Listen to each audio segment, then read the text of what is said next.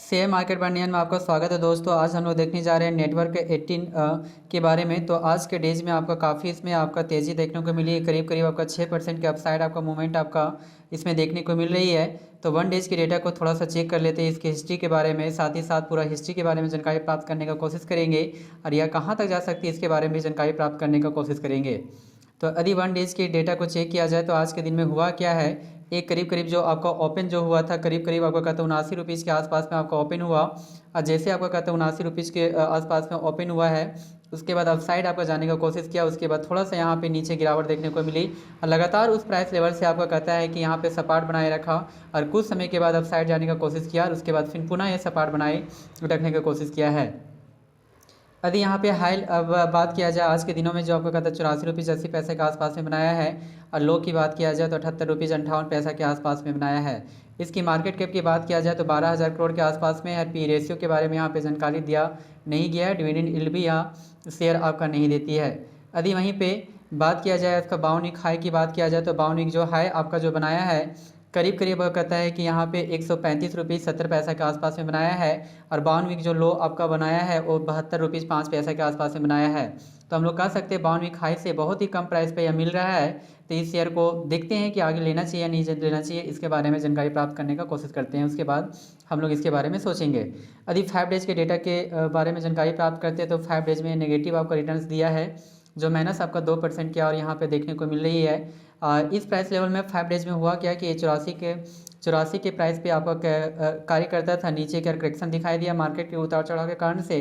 उसके बाद अपसाइड आपका बरकरार रहा, फिर पुनः आपका नीचे का करेक्शन दिखाई दिया, उसके बाद अपसाइड की और यहाँ पे देखने को मिली है।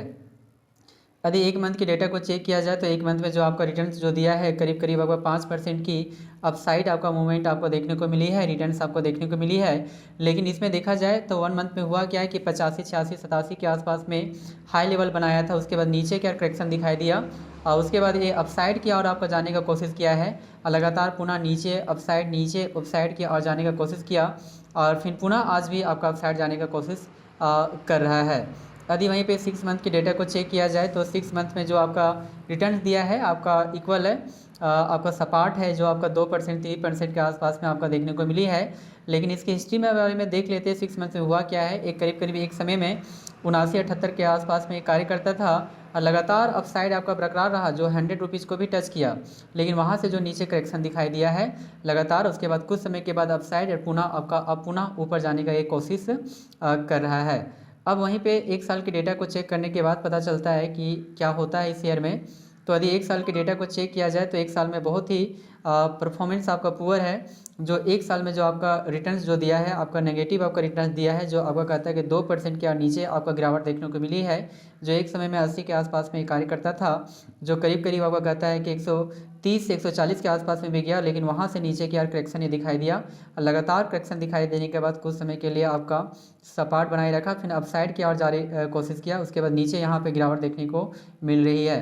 तो हमारे अनुसार से इस शेयर को बाई करना चाहिए और अपने पोर्टफोलियो में भी रखना चाहिए, क्योंकि आपका हायर प्राइस लेवल से आपका नीचे थोड़ा सा कार्य कर रहा है। यदि कुछ समय के लिए यदि रखा जाए तो हमारी जो टारगेट जो प्राइस आपका जो बनकर आती है 100 रुपीज़ है। तो वेट एंड वॉच का सिस्टमेटिक यदि प्लान रखा जाए तो आपका 100 रुपीज़ का टारगेट प्राइस के लेकर इस शेयर को आपको बाई कर सकते हैं कुछ समय के लिए। तो थैंक यू दोस्तों, प्लीज़ इस चैनल को सब्सक्राइब करें। Thank you very much. तो हमारे अनुसार से इस शेयर को बाई करना चाहिए और अच्छे पोर्टफोलियो में भी इस शेयर को रखना चाहिए। Thank you very much.